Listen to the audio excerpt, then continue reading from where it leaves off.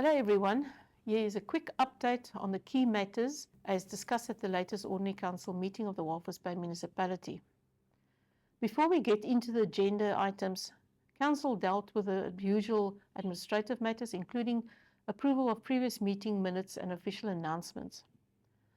I had submitted questions about the chronic underspending of the landfill, town cleaning and procurement delays, as well as a request for an up-to-date organogram to Council on the 21st of May.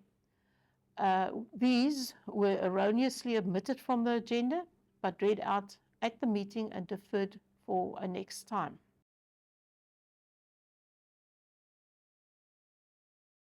One of the items before Council was the appointment of a Council representative to serve on the Ironga Red Board of Directors.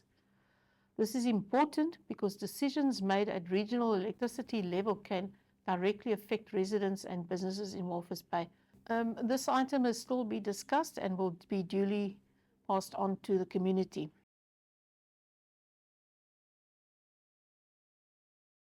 Under Sports and Community Development, the Management Committee approved a recommendation on participation in the 2026 Namibia Local Authority Sports and Creation Association Games, which were held in Grootfontein.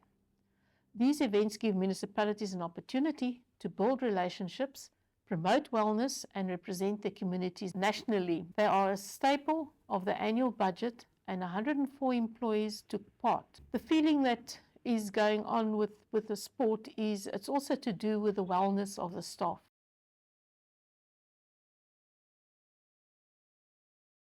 We had a resubmitted application from Nalitungawe Community Saving Foundation to purchase portion of Farm 37. The proposal relates to the community-focused development and land acquisition. However, it is still needed to be referred back once again as information was outstanding.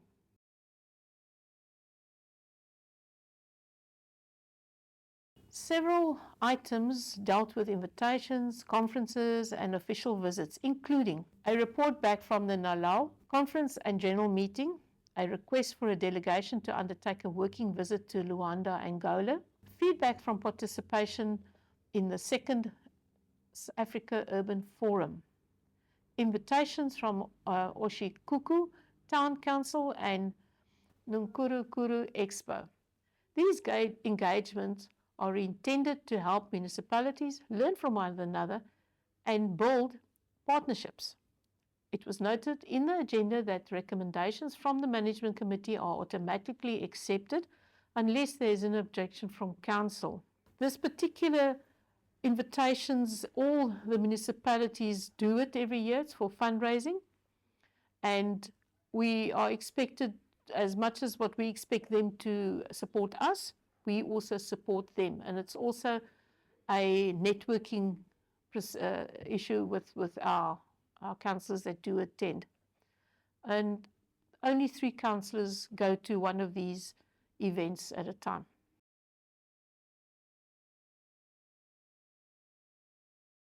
Council considered petitions received from residents of Walvis Bay. Petitions are one of the ways residents can formally raise concerns and request action from the Council. The MC will invite the petitioners for consultative meetings before compiling a final report to the Council. This will be dealt with an informal meeting, and 5 members of each of the petitions will then come and have an opportunity to speak to the Council about their concerns, and then that will be taken up further through management. That was the landfill site and pothole thingy from the concerned residents. It was from the Taxi Association concerning the condition of the roads, and the other one was also from residents in Kisep-Mont that there were choppies is. We had this before I was in Council. It was already in Council that they went and built the choppies, and there's nowhere to do receiving or parking or. And now they go into a cul-de-sac with their big trucks, they offload there, and then they take it to choppies.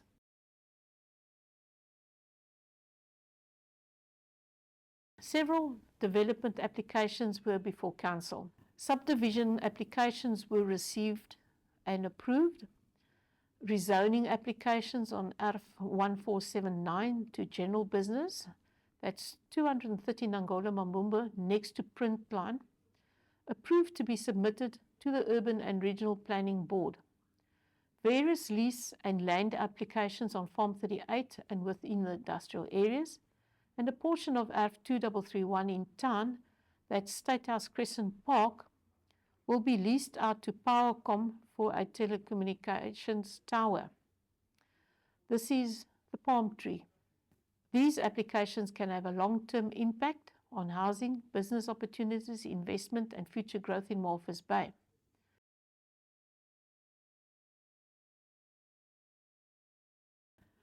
Councillors Mina Angula and Ephraim Shozi were nominated to serve on the Walvis Bay Tourism Advisory Board until 2029.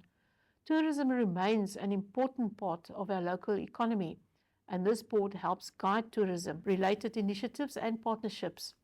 For example, they regularly host conferences that provide valuable input to tourism operators in our town.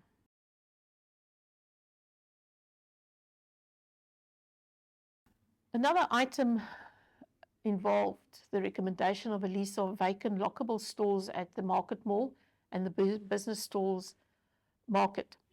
This is relevant for local entrepreneurs and small businesses looking for opportunities to grow. 4 stalls will be leased out to various entrepreneurs. We are hoping too that this can be taken further, and once we get things in place, we would like to encourage a tourism opportunity for the township experience.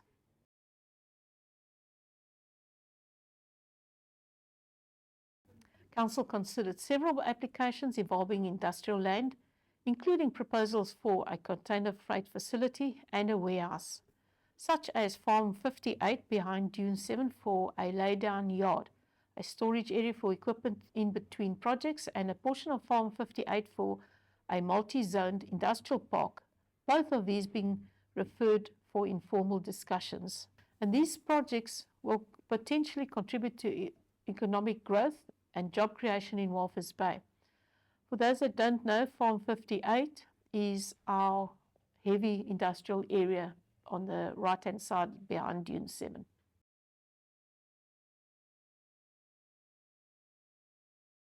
Council also considered matters relating to a public auction of municipal vehicles. We have quite a number of unserviceable vehicles that have been standing in the yards and are deteriorating by the day. And a decision was now made that all these vehicles will be put on auction.